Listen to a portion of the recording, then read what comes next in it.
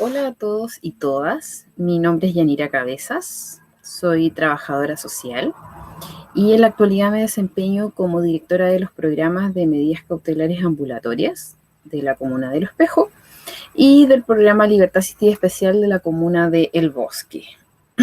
El día de hoy vengo a presentarles el tercer y último módulo de la capacitación de justicia restaurativa, el cual se titula Mediación Penal. Así es que para comenzar, me gustaría señalar los puntos más relevantes que vamos a revisar durante esta clase. A partir de esto, es que les comento que de forma inicial vamos a revisar las prácticas de justicia restaurativa, enfocándonos en dos, que son el modelo BOM y el modelo BORP. Disculpen. Vamos también a revisar los principios de la mediación víctima-ofensor, que es el modelo BOM, como les señalé. Vamos a revisar la mediación penal en Chile. Vamos a revisar también lo que tiene que ver con los programas de reconciliación entre víctima-ofensor, que es el modelo BORP. Vamos a revisar el protocolo de la sesión individual con el ofensor. Vamos a revisar también el protocolo de la sesión individual con la víctima. Vamos a revisar con la víctima y el ofensor.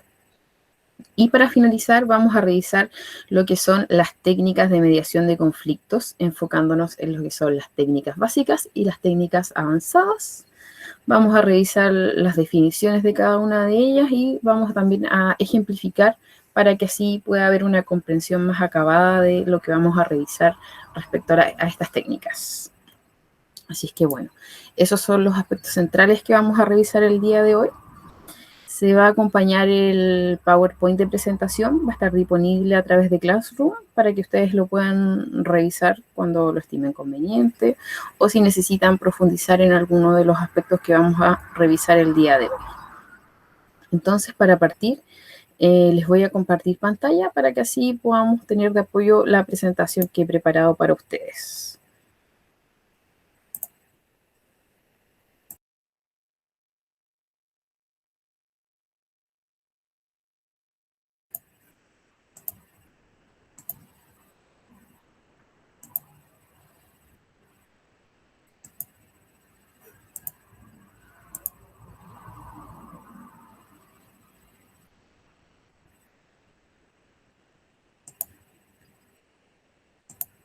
Entonces, ahora les estoy compartiendo la presentación, la cual debería empezar a verse en la pantalla. Entonces, como dijimos anteriormente, este tercer módulo se titula Mediación Penal. Entonces, para partir, vamos a revisar las prácticas de justicia restaurativa. Nos vamos a enfocar en dos modelos centrales, que son el modelo de la mediación entre la víctima y el ofensor, que es el modelo BOM. Y nos vamos a centrar también en lo que son los programas de reconciliación entre la víctima y el ofensor, que es el modelo BORP. Entonces, partimos con el BOM, modelo víctima-ofensor. Vamos a revisar dos definiciones de autores.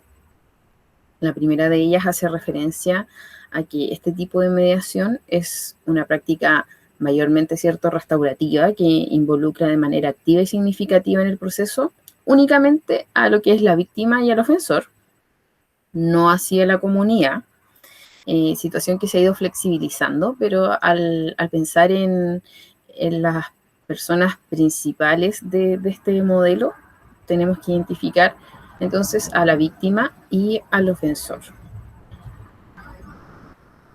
Por otro lado, también tenemos una definición que hace referencia a que la mediación víctima-ofensor es un proceso de comunicación en el que la víctima y el infractor van a llegar a un acuerdo, ¿cierto?, con la ayuda de un tercero neutral, que supone que a partir de la realización de esta mediación, ¿cierto?, se va a poder reparar el daño causado a la víctima, ya sea un daño de tipo material o inmaterial, y que eso va a afectar, ¿cierto?, al proceso penal en su sentido más amplio, o sea, que se va a lograr, ¿cierto?, buscar una salida al conflicto de forma alternativa a lo que es el proceso penal tradicional.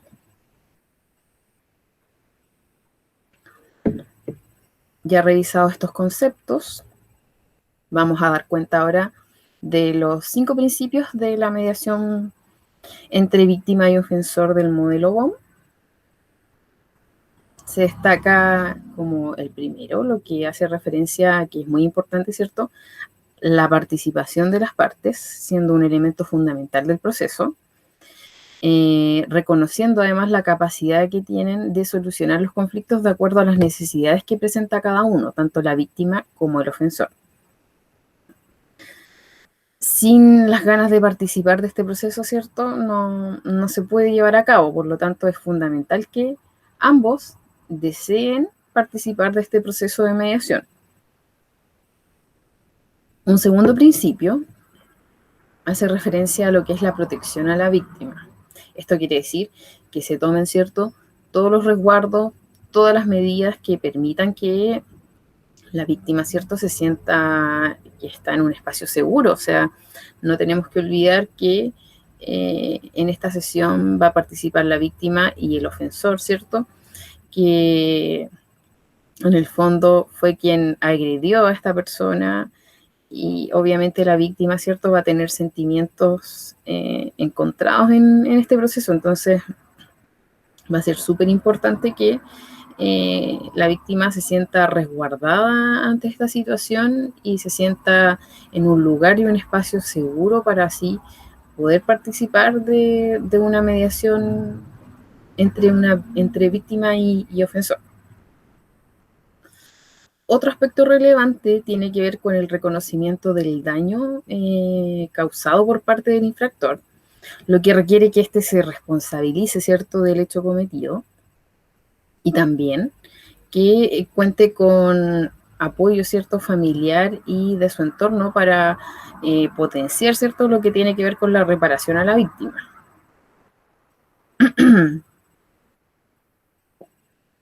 Otro de los principios hace referencia a que debe existir un equilibrio, ¿cierto?, entre las medidas de resguardo y de reparación que se tomen hacia la víctima respecto de la naturaleza y las circunstancias del delito que se haya cometido. Y por último, que exista, ¿cierto?, una adecuación del proceso a la situación que vivencian ambas partes, tanto víctima como ofensor, seleccionando que los casos que se van a mediar, ¿cierto?, respondan a los criterios psicosociales de vulnerabilidad de la víctima, capacidad de responsabilización y también a la peligrosidad del infractor. Esto también va a ser muy importante. Ahora bien, que ya hemos revisado los conceptos de este modelo, que hemos revisado los principios del modelo, ahora vamos a revisar la mediación penal en el caso de nuestro país, Chile.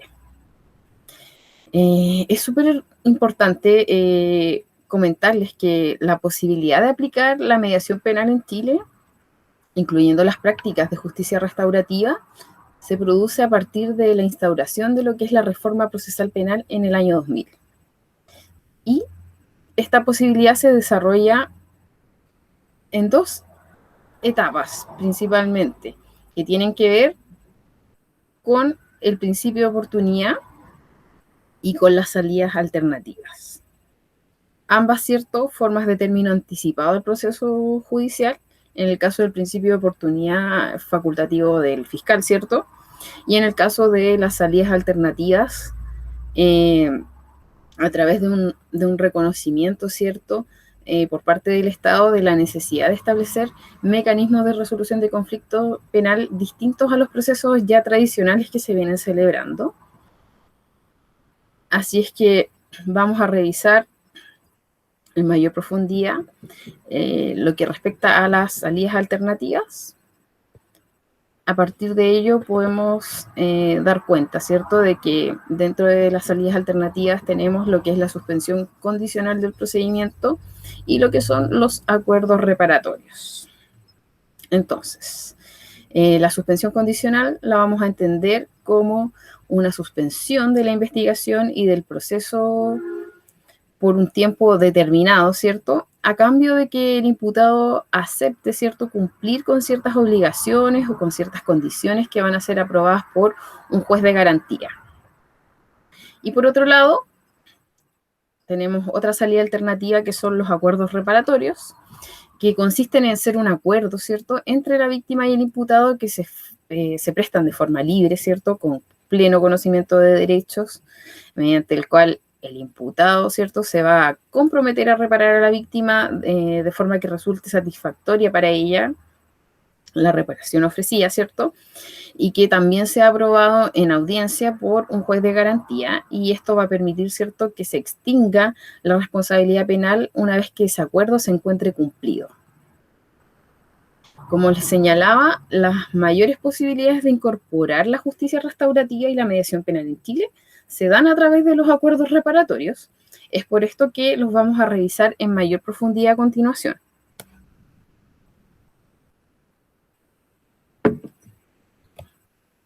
Entonces, acuerdos reparatorios. Como dijimos, son una forma de término anticipada del proceso penal, ¿cierto? Son mecanismos que permiten descongestionar el sistema y son poderosas herramientas de la política criminal que permiten a un imputado, ¿cierto?, lo que es evitar una condena de una pena privativa de libertad. Y son acuerdos que van a tener que ser aprobados, ¿cierto?, autorizados por un juez de garantía que van a permitir la extinción de la acción penal. Teniendo en cuenta estos tres aspectos, ¿cuáles serían los requisitos necesarios para cumplir con un acuerdo reparatorio? Tienen que ver con los que están establecidos en el artículo 241 del Código Procesal Penal, que hacen referencia a la existencia de un acuerdo de reparación, como le dijimos, entre víctima e imputado, que ese acuerdo recaiga sobre una determinada categoría de delitos, lo que señala principalmente que sean hechos que afecten bienes jurídicos que están disponibles de carácter patrimonial, lo que son, por ejemplo, delitos contra la propiedad sin violencia contra las personas, eso es muy importante. Lesiones que sean menos graves, delitos culposos, incluyéndose los cuasidelitos de homicidio y el homicidio culposo. Ahora bien, ¿en qué instancia se va a favorecer la realización de acuerdos reparatorios? En todos los delitos que tengan que ver con hurtos, daños, estafas, lo que son los giros fraudulentos de cheque, entre otros. ¿Cuándo se va a evaluar un poco más detenidamente si aplica o no un acuerdo reparatorio? En lo que son los robos con fuerza en lugar habitado, el robo con fuerza en lugar no habitado, el robo de cosas en bienes nacionales de uso público, la violación, ojo, no violenta de domicilio, los delitos aduaneros, los delitos tributarios, entre otros. O sea, hasta ahora, si nos damos cuenta, son solamente delitos que no conlleven, ¿cierto?, violencia contra las personas. Y cuando el Poder Judicial, ¿cierto?, en este caso el magistrado, se va a oponer a que se lleve a cabo un acuerdo reparatorio, va a ser para todos los delitos que tienen que ver con el robo por sorpresa, robo con violencia e intimidación, entre otros. Lo que da cuenta de que serían delitos que sí conllevan violencia contra las personas. Ahora bien, me gustaría también referirme a la situación especial que existe para los casos de violencia intrafamiliar en nuestro país. Si bien anteriormente a la celebración de la Ley 20.066 en el año 2005 sobre violencia intrafamiliar, que prohibió en su artículo número 19 que procedieran ciertos acuerdos reparatorios en los procesos por delitos constitutivos de violencia intrafamiliar, sí se habían celebrado algunos acuerdos reparatorios en causas que conllevaban situaciones de violencia intrafamiliar. Sin embargo, a partir de la creación de esta ley, como lo acabamos de señalar, se prohíbe que se celebren acuerdos reparatorios para casos que conlleven violencia intrafamiliar. ¿Por qué? Resulta fundamental señalar que durante este periodo las instituciones que implican defensa, ¿cierto?, sobre derechos hacia las mujeres, sobre casos de violencia intrafamiliar, señalan en este caso, al presidente, ¿cierto? A todo lo que tiene que ver con dar cuenta de que en los casos de violencia intrafamiliar, ¿cierto? Existe un ciclo de la violencia. Entonces, daba la posibilidad de que la mayoría de estos acuerdos se generaran en la etapa en donde existe, ¿cierto?, una reconciliación entre lo que sería la luna de miel, ¿cierto?, entre el ciclo de la violencia. Entonces esto incurriría en que los acuerdos no se respetaran y que posteriormente, ¿cierto?, la violencia fuese en aumento y además que continuara generándose esta situación al interior de las parejas o las familias. Entonces, gracias a la creación de esta ley 20.066, se prohíbe que procedan los acuerdos reparatorios para hechos constitutivos de violencia intrafamiliar, lo que resulta muy relevante y fundamental de tener en cuenta. Una vez hecho este alcance, ¿cierto? Nos queda señalar que el acuerdo, ¿cierto?, que llega la víctima y el imputado, debe ser aprobado por un juez de garantía, como lo mencionamos, ¿cierto?, en una audiencia destinada para aquello. Ahora bien, el acuerdo entre la víctima y el imputado, ¿cierto?, va a requerir que ambos presten un consentimiento, como lo dijimos, de forma libre, con pleno conocimiento de sus derechos, y además va a implicar que el imputado, ¿cierto?, acceda a un acuerdo reparatorio, no va a significar que él va a reconocer la culpabilidad del hecho que motiva la persecución penal, sino que simplemente va a significar que el imputado en este caso, ¿cierto?, tiene la voluntad de acceder a un proceso de mediación para reparar el daño, ¿cierto?, que va a proceder en una salida alternativa, pero en definitiva, si este acuerdo reparatorio fracasa, ¿cierto?, no va a poder ser utilizado por el fiscal, por ejemplo, en la audiencia de juicio oral. También existe un acuerdo de confidencialidad, por lo tanto, los datos que se revelen y a los acuerdos que se lleguen van a caer en esta categoría y no van a poder ser utilizados en caso de que víctima e imputado no lleguen a un acuerdo, o que sea el juez de garantía, en este caso, que no acceda a generar el acuerdo reparatorio de acuerdo a lo que está promoviendo el imputado y la víctima. Ese es un aspecto súper importante de destacar también. Por otro lado, el acuerdo, ¿cierto?, va a tener que estar, como lo dijimos, determinado por ciertos delitos. Dentro de esos delitos, como dijimos, estaban los delitos que afectan bienes jurídicos disponibles de carácter patrimonial, que consistan en lesiones menos graves y que se constituyan como un delito culposo, excluyendo, ¿cierto?, todos esos fallos que se entienden con delitos contra el patrimonio no violento, por ejemplo, los delitos de hurto, los robos con fuerza de las cosas, la estafa, la apropiación indebida, los daños. Para la aprobación judicial y la tramitación, ¿cierto?, del acuerdo reparatorio, vamos a tener 3 fases relevantes. La primera de ellas va a ser la iniciativa, o sea, la iniciativa que existe para obtener un acuerdo reparatorio entre el imputado, la víctima y el fiscal. También vamos a tener una segunda fase de acuerdo reparatorio enfocada en la base del acuerdo.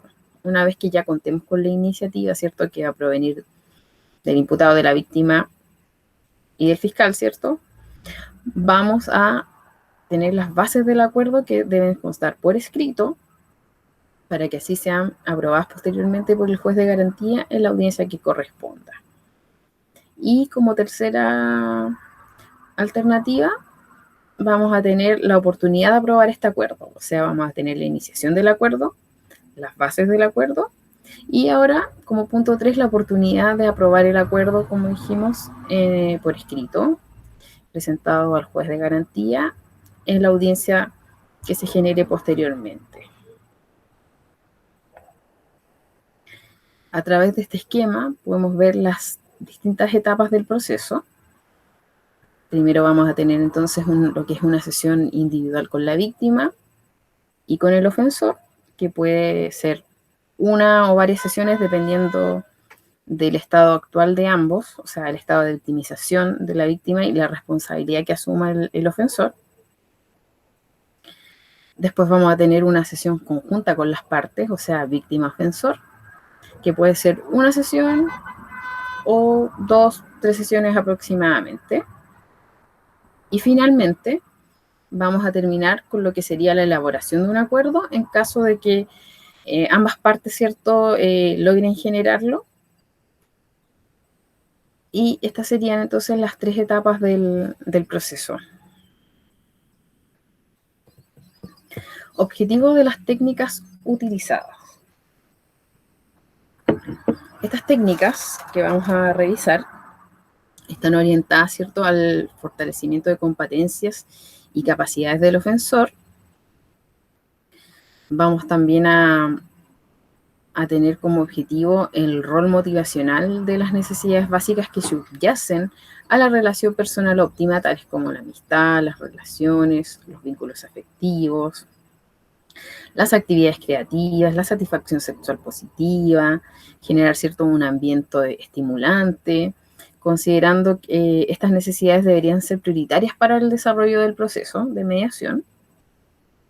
Y por último, como objetivo, la necesidad de pasar desde posturas rígidas, ¿cierto?, presentadas por las partes, a una visión más colaborativa del proceso, enfocada en las potencialidades de cada una de las partes, víctima y ofensor, que faciliten el proceso de perdón y de restauración del daño ocasionado, más allá de lo que tiene que ver con la reparación material. Entonces, estos son los 3 objetivos de este modelo. Programas de reconciliación entre víctima y ofensor. Bueno, hemos terminado con el BOM, entonces ahora vamos a revisar lo que es el modelo BORP. El modelo BORP tiene 3 etapas principales que tienen que ver con la relación de los hechos y la expresión de sentimientos. Posteriormente, negociar un acuerdo de restitución o reparación aceptable, ¿cierto?, enfocada en celebrar los logros.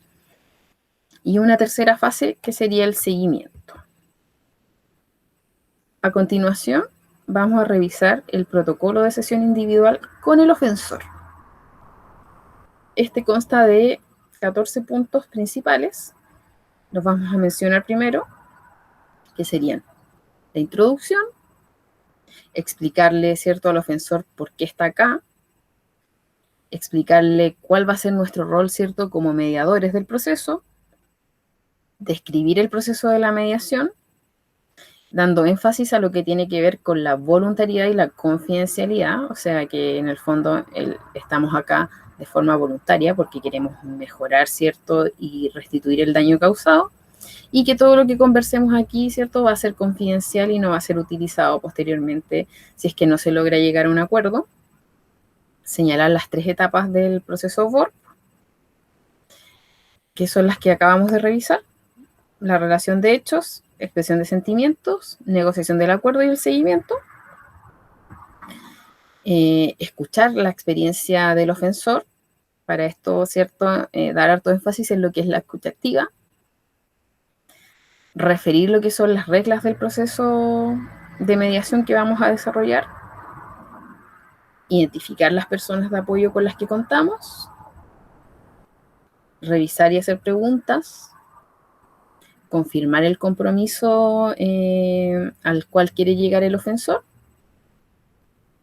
Revisar si contamos con el apoyo de los padres, en caso que corresponda.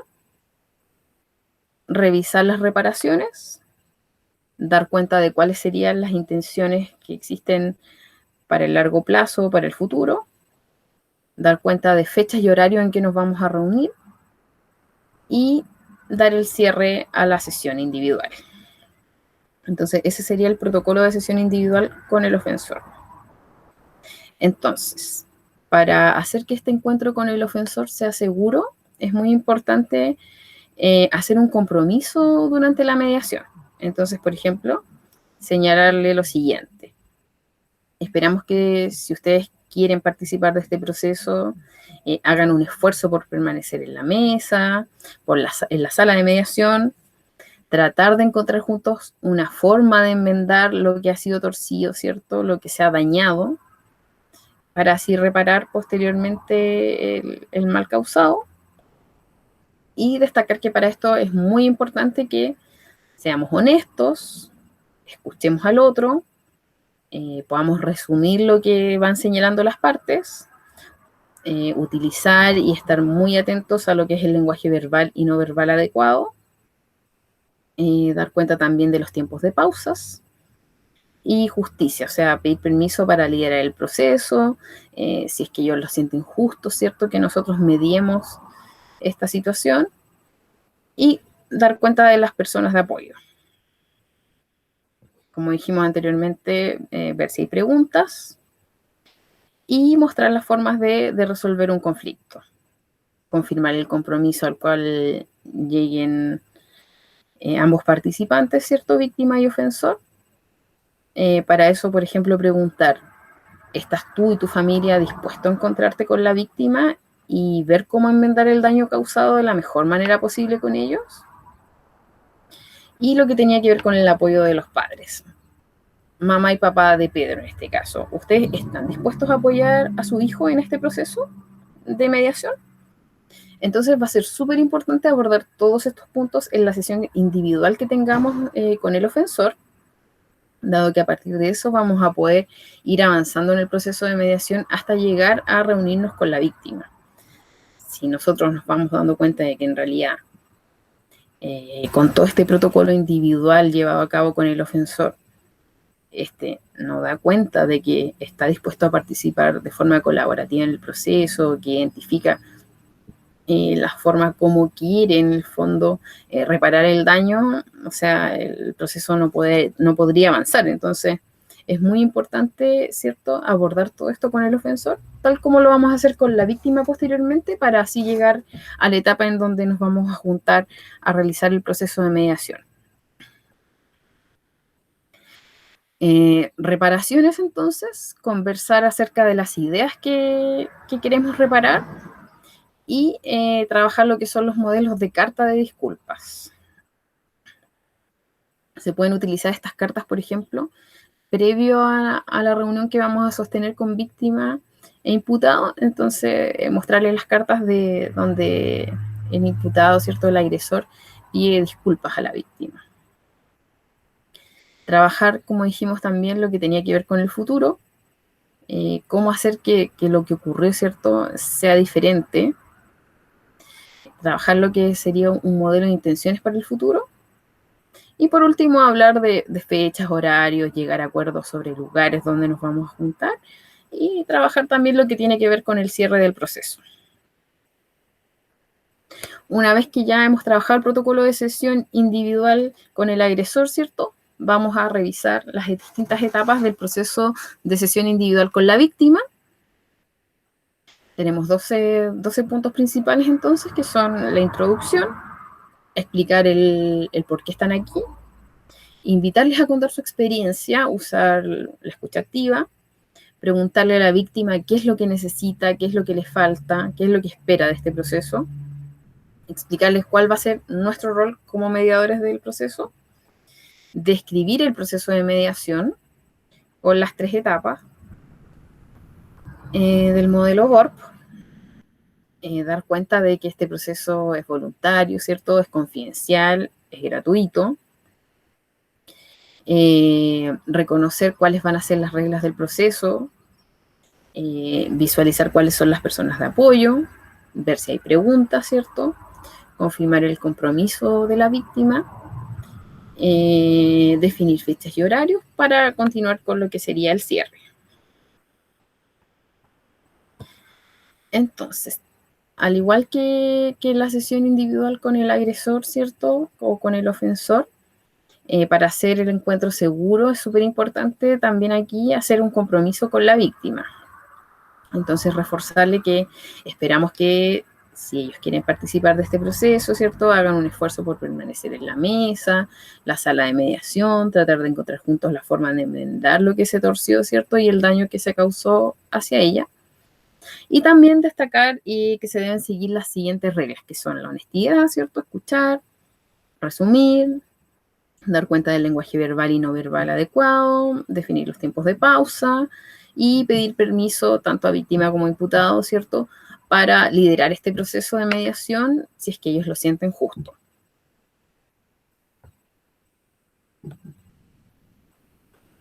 Entonces se pueden definir personas de apoyo a invitar para que la persona, ¿cierto?, se sienta en confianza. No olvidemos que la víctima se va a encontrar con su agresor directo, donde pudiese expresar sentimientos, ¿cierto?, que le van a recordar el suceso traumático que vivió anteriormente. Entonces es muy importante que la víctima se sienta cómoda. Reforzar las preguntas, ¿cierto?, si hay dudas sobre el proceso. Confirmar el compromiso. Entonces, preguntarle en este caso a la víctima, ¿está dispuesta a reunirse conmigo, ¿cierto?, que soy el mediador o mediadora, con el ofensor y su familia, para que juntos podamos buscar una manera de hacer bien, de restaurar el mal ocasionado? Y ahí es súper importante contar con la respuesta afirmativa de la víctima, porque al igual como les mencionaba anteriormente en la sesión individual con el ofensor, si este no está de acuerdo, no podemos continuar con el proceso. O sea, necesitamos tener la confirmación de este compromiso. Y al igual que en la sesión individual con la víctima, hablar de lo que son las fechas, los horarios, los lugares, para así poder hacer el cierre. Y una vez que ya hemos realizado lo que es la sesión individual con la víctima, con el ofensor, ¿cierto?, llegamos a la sesión conjunta, donde estaría víctima y ofensor.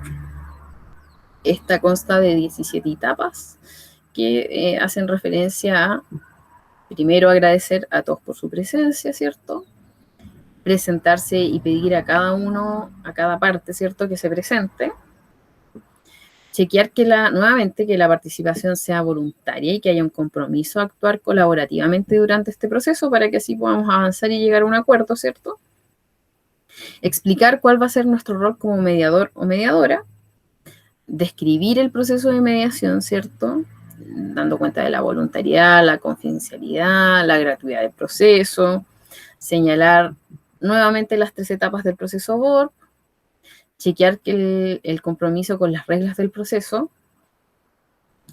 pedir al ofensor que exprese los hechos y los sentimientos asociados, después pedir a la víctima que exprese los hechos y los sentimientos que están asociados al hecho vivenciado, ¿cierto? Darle la posibilidad a la víctima de que haga preguntas al ofensor.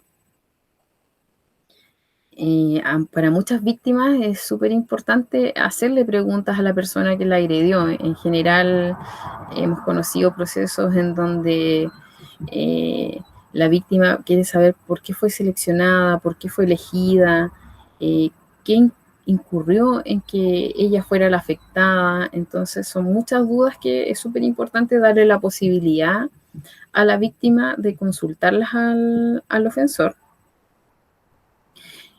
Pedir a la víctima alternativas de reparación, o sea, en el fondo, qué alternativas visualiza para poder reparar el daño que ocasionó, ¿cierto?, a la víctima.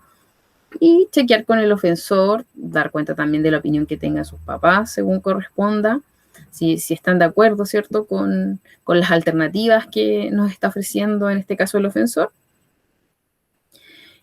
Conversar sobre la proporcionalidad de los acuerdos, son factibles, se pueden cumplir. Escribir esos acuerdos en un documento, que el ofensor pueda compartir sus ideas acerca del futuro, no sé, pues que no lo quiere volver a hacer, que en realidad aprendió de esta situación, etcétera. Preguntar a la víctima qué necesita respecto de esto, qué necesita para sentirse mejor, para sentirse cómoda, para sentirse segura. Preguntar, según corresponda, ¿cierto?, a los padres sobre las necesidades del hijo para que el hecho no vuelva a ocurrir, y pedirle el apoyo también a los padres en este proceso. revisar los acuerdos y por último hacer el cierre.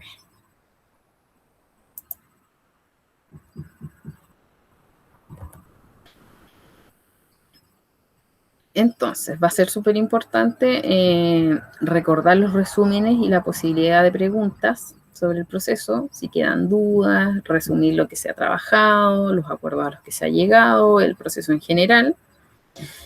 Pedirle, como dijimos, al ofensor que escriba qué pasó. Pedir a la víctima que resuma con sus palabras lo que dijo en este caso el ofensor. Entonces, el ofensor describe qué pasó, cuáles son los hechos, la víctima resume. El ofensor describe cuáles son sus sentimientos, la víctima resume. Y otorgar a la víctima, como dijimos, la posibilidad de hacer preguntas, o sea, pedirle que escriba su experiencia del delito también. La víctima describa los mismos hechos que nos describió antes el ofensor, ¿cierto? Describir qué fue lo que ocurrió. El ofensor resume. Entonces damos cuenta de que está entendiendo lo que la otra parte está señalando.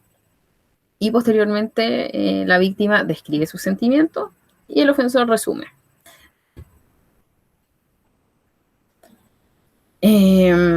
Para restaurar la equidad es súper importante pedir a la víctima que nos describa cómo ella se sentiría reparada, qué necesita, como dijimos, para estar tranquila, para sentir que repare el daño que le fue ocasionado.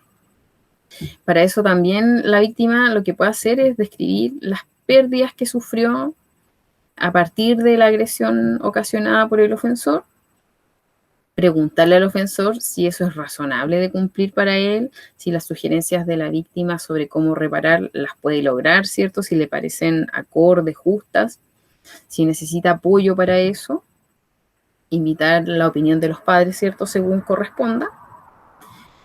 Conversar acerca de las sugerencias que tienen ambos para el proceso de reparación.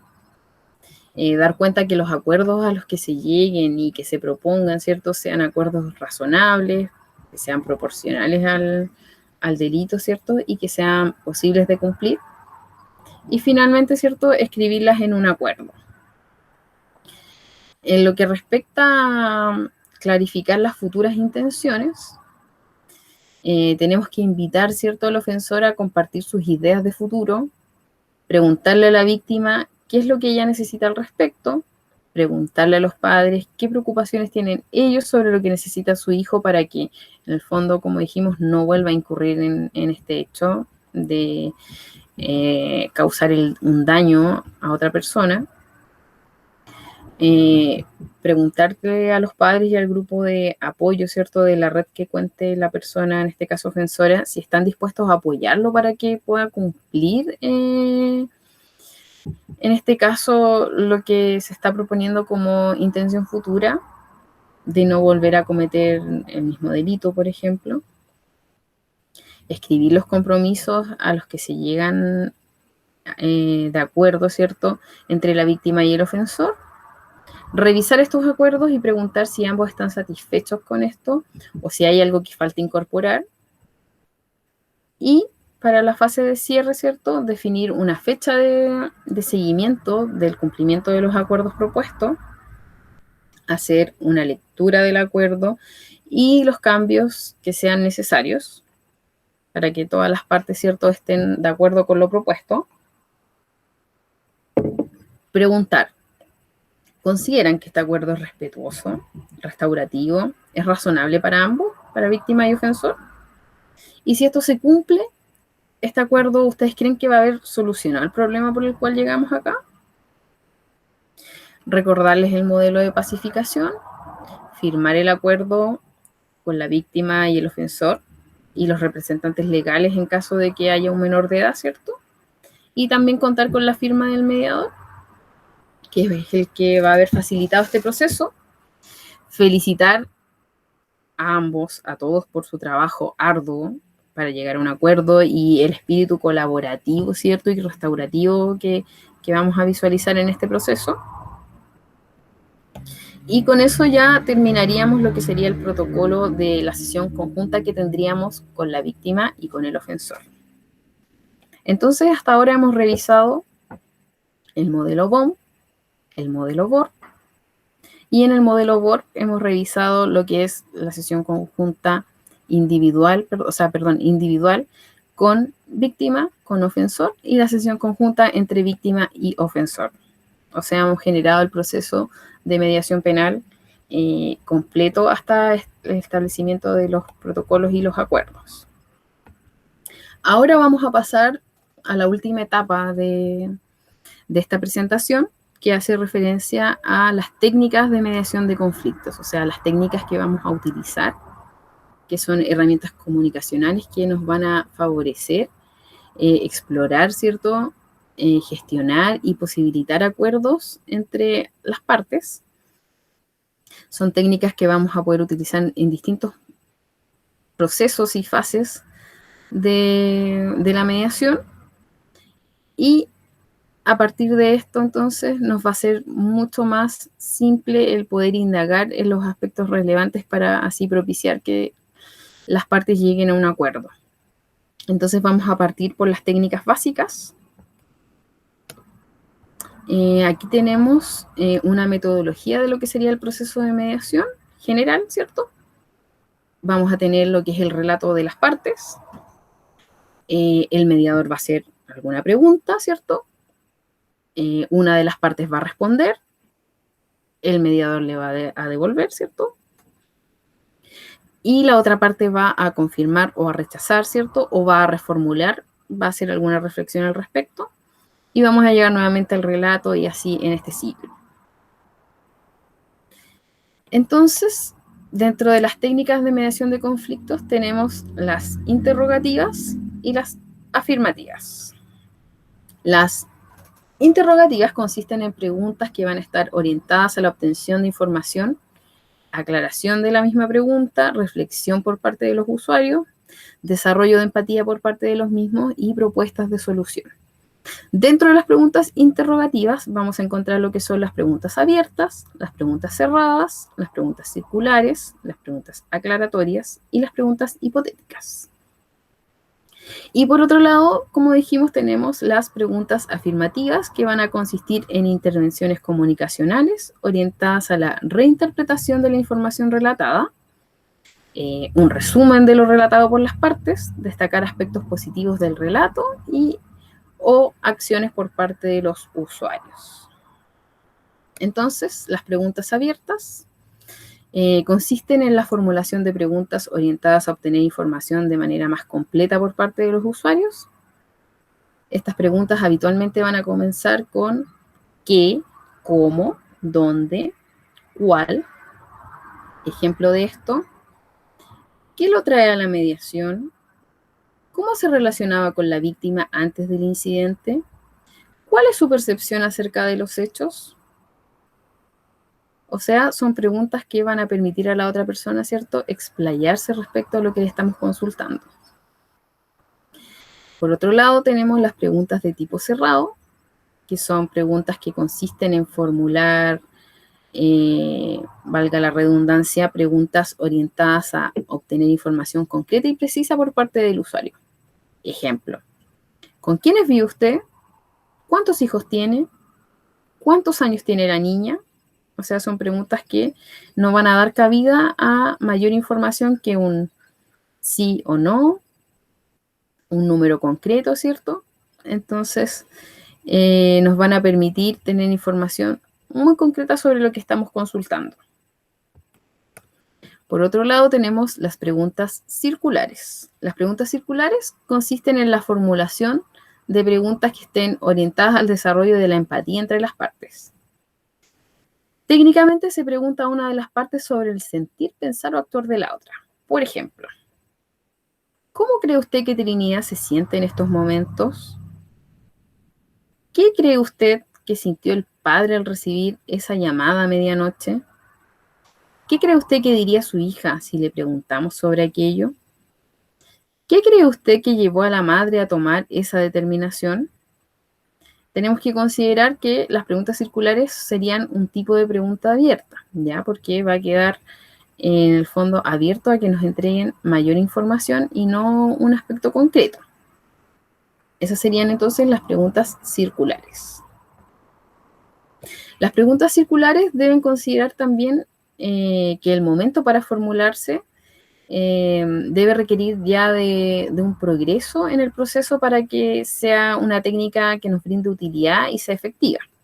De lo contrario, la técnica nos va a rebotar y no va a ser bien considerada o recibida por las partes. Ahora vamos a revisar un ejemplo al inicio de una sesión. Señora María, ante este problema, ¿qué cree usted que don Juan quisiera para su hija en el futuro? Señora María, probablemente a Juan no le importa qué ocurrirá con Francisca, porque si no, se hubiera preocupado antes por conversar con ella. En este caso, se necesita que antes de aplicar la pregunta circular, las partes se hayan escuchado, ¿cierto? Y se hayan comprendido los intereses que tiene cada una, las necesidades que tiene cada una y las emociones que experimenta cada una, porque de lo contrario, como dijimos anteriormente, nos va a rebotar y no nos va a servir para el efecto que nosotros queremos obtener. Por otro lado, tenemos lo que son las preguntas de tipo aclaratorias. Estas preguntas se utilizan para clarificar la información, como lo dice su nombre, y para el mediador o la mediadora son muy importantes porque le permiten dar cuenta de algo que a lo mejor no le ha quedado suficientemente claro, o también favorecen que exista mayor claridad entre la información que se entrega por parte de cada participante, ¿ya? Ejemplos de estos. Cuando usted señala que no pudo asistir a la casa de su hija por un imprevisto, ¿a qué se refiere específicamente? Entonces le estamos pidiendo, ¿cierto?, que nos aclare. ¿A qué se refiere? Otro ejemplo. ¿Me podría aclarar por qué se refiere, a qué se refiere, perdón, con que no entiende la causa de la citación por parte del colegio? ¿A qué se refiere usted? Entonces nos permiten aclarar. Preguntas hipotéticas. Estas preguntas se utilizan para situar a las partes en los escenarios posibles, pero que aún no ocurren en la realidad. Entonces nos va a facilitar lo que es la reflexión sobre lo que deben hacer las partes para llegar a dicha situación, en el caso de que sea algo favorable y positivo, ¿cierto? O para evaluar las consecuencias negativas de la misma, en caso de que fuera necesario, ¿cierto?, tener una aclaración de las consecuencias negativas. Entonces, ejemplos. Supongamos que la niña no hubiese llamado al padre en ese momento. ¿Qué cree usted, señora María, que hubiese ocurrido? Hipotéticamente, ¿cierto? ¿Qué hubiese pasado? Otro ejemplo. Suponiendo que producto del proceso llegan a un acuerdo satisfactorio para todos, ¿cómo cambiarían las relaciones entre ustedes? O sea, ¿cuál sería el efecto que causaría el llegar a un acuerdo? Algo hipotético, ¿cierto? Técnicas de mediación de conflictos. Las técnicas afirmativas básicas, tenemos 3, son el parafraseo, el resumen y la connotación positiva. Vamos a revisar las 3. Entonces vamos a partir por el parafraseo. En el parafraseo, el mediador o la mediadora va a devolver a cada persona lo contado. Muy importante, ¿cierto?, evitar los juicios y la carga emocional del relato inicial, utilizar las mismas palabras, ojalá, que están utilizando, ¿cierto?, las partes para referirse, utilizar claves culturales, nombrar las emociones que están presentes en el relato inicial y, muy importante, realizarlo con todos los actores y actrices. Entonces, en el parafraseo, la persona mediadora va a realizar una pequeña síntesis de la posición de cada una de las partes, víctima y ofensor, ¿cierto? Esta técnica es una manera eficiente de comprender y de comunicar que se está escuchando a las partes. Y parafrasear también es importante porque nos permite decir con sus propias palabras, ¿cierto?, lo que está diciendo la otra persona. Al parafrasear, lo ideal es identificar entonces, como dijimos, los sentimientos, las emociones, los hechos e incluirlos en una frase. Por ejemplo, Miguel le dice a Jorge: no te puedes fiar de Julio, es un mentiroso y cara dura. Aún no me ha pagado el dinero que le presté hace 3 meses. Dijo que ayer me lo daba y aquí sigo esperando. Entonces la interpretación que hacemos nosotros en el parafraseo sería: parece que te sentiste engañado. Damos cuenta de un sentimiento, ¿cierto? Cuando Julio no te devolvió el dinero ayer, que sería un hecho concreto. Ayer quedó de acuerdo, ¿cierto?, en devolver el dinero y no lo hizo. Entonces ahí estamos haciendo un parafraseo. Muy importante también que debe estar libre de juicios y de valoraciones de la escucha. En cambio, hay que describir la situación según la perspectiva del que habla. No importa lo que el receptor opina, sino lo que piensa y lo que siente el que habla. No es lo mismo decir, por ejemplo, yo creo que lo que te pasa es, que decir, si te he entendido bien, tú estás enojado o enfadado, ¿por qué? Con el parafraseo comunicamos a la otra persona que estamos centrados en ella y en su perspectiva. Y no debemos preocuparnos del exceso, sino acertamos a lo que siente, porque normalmente nos corregirá. Ejemplo: no me sentí enfadado, sino engañado. O no necesito el dinero, es que me mintió. Entonces ahora vamos a pasar a otra técnica, que es el resumen. El resumen, ¿cierto?, es una herramienta central al inicio y término de cada sesión. Permite mostrar a las personas el trabajo realizado, resaltando los logros y las tareas pendientes, así como los compromisos que se asumieron. Nos permite reforzar los equilibrios de poder. Permite la construcción para la siguiente sesión de trabajo. Permite chequear la comprensión de la información por parte del mediador o la mediadora. Y nos brinda la utilidad de que al momento de iniciar la mediación, nos permite confirmar las historias que nos están narrando las partes. A diferencia del parafraseo, el resumen lo utilizamos luego de que las partes nos han narrado distintos hechos o emociones a modo de historia. La debemos utilizar sin juzgar o incluir nuestros prejuicios propios, ¿cierto? También nos va a ser de mucha utilidad el resumen al momento de cerrar o iniciar una sesión, ¿cierto? Porque vamos a poder dar cuenta de lo que trabajamos en la sesión anterior.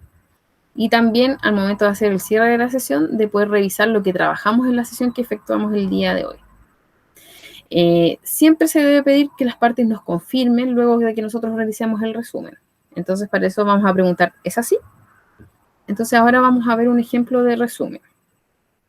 Dice: señora María, según lo que nos ha contado, usted vive sola en un departamento en el centro de Santiago hace 10 años, momento en que enviudó. Su barrio era tranquilo y usted salía a comprar y a hacer trámites, hasta que hace 6 meses atrás usted fue asaltada y ahora no quiere salir de su casa porque tiene temor. ¿Es así? Entonces ahí esperamos que la persona nos confirme si es así lo que nosotros estamos resumiendo como parte de su relato. Y tenemos por último la connotación positiva, que apunta a señalar y remarcar, ya sea por el mediador o la mediadora, positivamente los sentimientos y valores que se muestran respecto de cada una de las partes. La connotación positiva más evidente es aquella donde el mediador o mediadora resalta un aspecto valorable de las partes, por ejemplo, agradece, felicita la decisión de participar en un proceso de mediación, agradece porque se aceptó trabajar durante la sesión, agradece porque se presentan en las sesiones que se les cita, ¿cierto? Resalta el trabajo que desarrolla cada parte en las sesiones, felicita a las partes cuando logran acuerdos o llegar a un preacuerdo. En el fondo nos permite connotar aún más todos los aspectos positivos del proceso. No obstante, se puede utilizar cuando el relato de las partes sea negativo. Cuando no hay puntos de encuentro, el mediador o la mediadora identifica elementos comunes en las partes a pesar de los desacuerdos. La idea es siempre ir connotando aspectos que vayan siendo fortalecedores y favorecedores del proceso de establecimiento de acuerdos. Algunos ejemplos de connotación positiva. El mediador entonces dice: quisiera agradecer a ambos por su disposición durante la sesión de hoy. Antes de comenzar, quisiera dar las gracias porque usted ha decidido presentarse en esta primera sesión, lo que me indica que para usted es importante tratar los temas que nos convocan. Quisiera destacar que ambos han podido avanzar, en torno a los temas tratados y, si se dan cuenta, han logrado acordar algunas acciones respecto a la reparación del daño sufrido por la señora María. Señora María, entonces, señala: me preocupa que no podamos entendernos. A Trinidad le ocurren cosas en el colegio, tiene problemas. El papá no se compromete para ir al colegio a las citaciones que hace la directora. Están a punto de echarla del colegio. Juan: a mí me preocupa lo que pase con nuestra hija, pero cada vez que nosotros nos juntamos terminamos peleando porque Trinidad no obedece a su mamá. Entonces, a partir de eso, el mediador o mediadora señala: quisiera comentarles que, a pesar de sus visiones, me parece que ambos comparten algo fundamental, que es la preocupación por su hija Trinidad. Entonces, a partir de eso, y a pesar que tenemos ciertos puntos distintos y distintas formas de ver el fenómeno, ambos comparten lo que es la preocupación por su hija, y entonces ahí estamos connotando positivamente este aspecto. Aquí tenemos otro esquema de cómo utilizar estas técnicas, ¿cierto? Entonces vamos a tener, por ejemplo, lo que es el relato de las partes. Posteriormente vamos a hacer un parafraseo. La parte víctima o ofensor nos va a confirmar o rechazar el parafraseo que estamos realizando. Vamos a hacer preguntas abiertas o cerradas, ¿cierto? Vamos a hacer nuevamente un parafraseo y así sucesivamente. Entonces vamos a ir utilizando las distintas técnicas, favoreciendo, ¿cierto?, siempre el proceso comunicacional establecido en el proceso de mediación. Y aquí tenemos otro esquema en donde tenemos una pregunta, ¿cierto? Eso va a permitir que tengamos un relato posteriormente a partir de la pregunta que efectuemos. Posteriormente vamos a realizar el parafraseo. Va a aparecer otra pregunta. Podemos hacer un resumen de lo que ya abordamos anteriormente y se conversó. Nuevamente vamos a hacer una pregunta. Vamos a tener la respuesta, ¿cierto? Vamos a hacer un parafraseo. Y finalmente vamos a hacer una connotación positiva.